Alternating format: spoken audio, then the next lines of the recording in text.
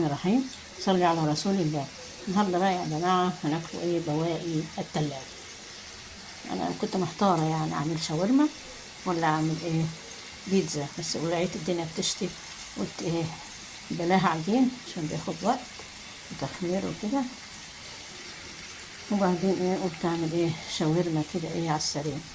كان عندنا حتة فرخة من الاسبوع اللي فات، وادي ايه حتة تانية من الاسبوع دهوت. يعني طبعا هحطها في الفريزر، تمام، نحط ده على ده، تمام.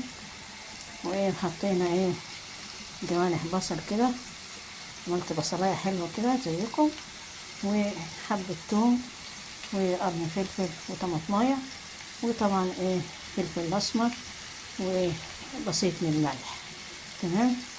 ودي ايه اسمها ايه؟ شاورما. كل واحد ياخد له سندوتش ولا حاجه، وايه افطاره وتعدي.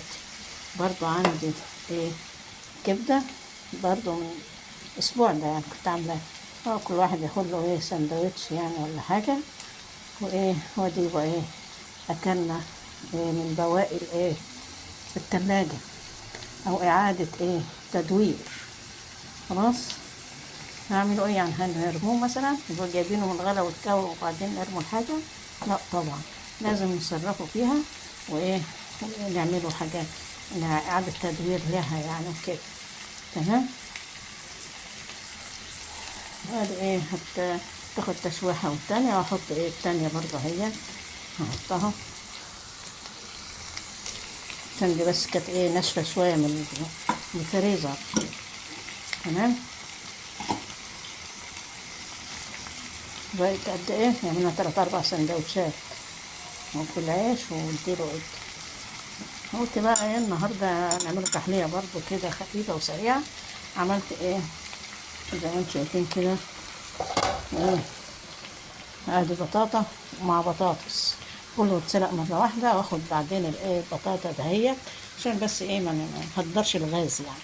ناخد البطاطا ونحطها في الفرن ايه تتشوي كده على السريع في الشواية، تمام. هناخد البطاطس دهيت وايه نعملها مهروسة، فص ثوم بفلفل بكده يعني بزيت او سمنة بلدي زي ما تحبي. عايزة تعملي عليها بيضة، ده للسحور يعني، تمام.